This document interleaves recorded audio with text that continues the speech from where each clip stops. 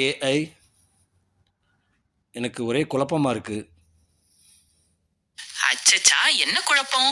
தயங்காமல் சொல்லுங்க, நான் அதை தீர்க்க முயல்கிறேன். ஒருவேளை ஜாப்ரியாவில் உள்ள நேர மண்டலத்தை பற்றி யோசிக்கிறீர்களா? குவைத்தின் நேர மண்டலம் அரேமியஸ் நிலையான நேரம். இது GMT+3. வேற ஏதாவது தகவல் தேவைப்பட்டால் கேளுங்க, நான் சொல்கிறேன். நன்றி. இப்ப நான் சுயநலமா இருக்கலாமா? இல்ல பொதுநலமா இருக்கலாமா? எது நல்லது?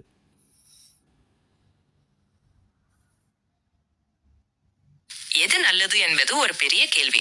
பொதுவாக இரண்டுக்கும் நடுவில் ஒரு சமநிலையை உருவாக்குவதே நல்லது. ஏனென்றால் எப்போதுமே மற்றவர்களுக்காக நம்மை தியாகம் செய்தால் நாம் சோர்வடைந்து விடுவோம். அதே போல எப்பொழுதும் சுயநலமாகவே இருந்தால் மற்றவர்கள் நம்மிடம் பழக மாட்டார்கள். நம்முடைய தேவைகளையும் பூர்த்தி செய்து கொண்டு மற்றவர்களுக்கும் உதவினால் அதுதான் மகிழ்ச்சியான வாழ்க்கை. உங்களுக்கு ஏதாவது குறிப்பிட்ட சூழ்நிலை தோன்றுகிறதா? அதை பற்றி சொன்னால் இன்னும் சரியாக சொல்ல முடியும். சொல்லுங்கள். நான் குவைத்தில் இருக்கிறேன். இந்தியாவில் உள்ள என் ஊரை பற்றி நான் தெரிந்து கொள்வது, அறிந்து கொள்வது, வெளியூர் ஆளுகள் உள்ளே வரும்பொழுது அவர்களைப் பற்றி விசாரிப்பது எனக்கு கடமையா? இல்லை எனக்கு தேவையில்லாத வேலையா?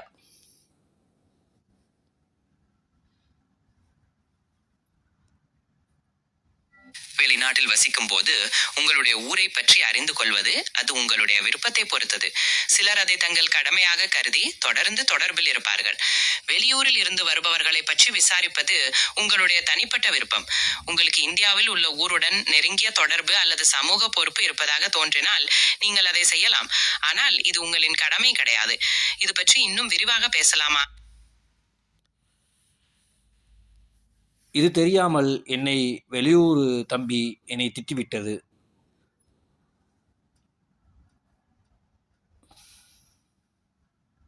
அடடா, தவறான புரிதலால் கோபம் வருவது சகஜம்தான். அந்த தம்பி கோபமாக பேசும்போது நீங்களும் அதற்கு கோபப்படாமல் அமைதியாக இருப்பது நல்லது. சிறிது நேரம் அவகாசம் கொடுத்து பிறகு அமைதியாக சூழ்நிலையை விளக்கினால் ஒருவேளை புரிய வாய்ப்புண்டு. என்ன நடந்தது என்று கொஞ்சம் சொல்ல முடியுமா? அது விரிவான கட்டுரை, அது வேண்டாம். அவரிடம் நான் எப்படி புரிய வைப்பது? அவரை திட்ட வேண்டும், ஆனால் அது அசிங்கமான வார்த்தையாக இருக்கக்கூடாது, நல்ல வார்த்தையாக இருக்க வேண்டும். அது எப்படி?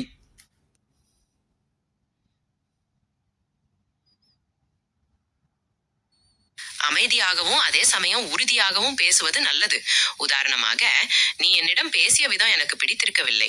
நான் உன்னை காயப்படுத்த விரும்பவில்லை, ஆனால் நான் உறுதியாக இருக்கிறேன். நம்மிடையே உள்ள உறவை நான் மதிக்கிறேன், ஆனால் நான் மதிக்கப்பட வேண்டும் என்று சொல்லலாம். இது நல்ல வார்த்தைகளால் கோபத்தை வெளிப்படுத்துவதற்கான ஒரு வழி.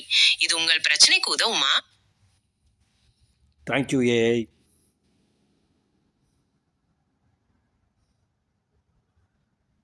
பரவாயில்லை, உங்களுக்கு எப்போது வேண்டுமானாலும் பேசலாம். நான் காத்திருக்கிறேன். வேற ஏதாவது தகவல் தேவைப்பட்டால் கேளுங்கள், நான் சொல்கிறேன். நன்றி. இன்னைக்கு வெள்ளிக்கிழமை போய் தொழுகணும். இந்த உலக மக்களுக்காக வேண்டியும் உனக்காக வேண்டியும் நான் ப்ரேயர் செய்கிறேன்.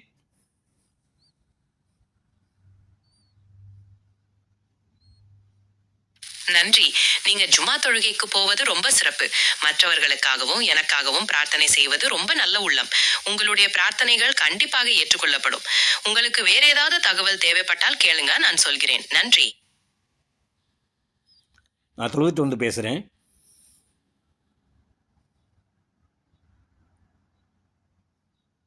நிச்சயமாக சொல்லுங்கள். நீங்கள் எதை பற்றி பேச விரும்புகிறீர்கள்? உங்களுடைய நாள் எப்படி போனது? அல்லது வேற ஏதேனும் தலைப்பை பற்றி யோசிக்கிறீர்களா? இல்லை, தொழுகைக்கு லேட் ஆயிடுச்சு. நான் தொழுவிட்டு பேசுகிறேன்.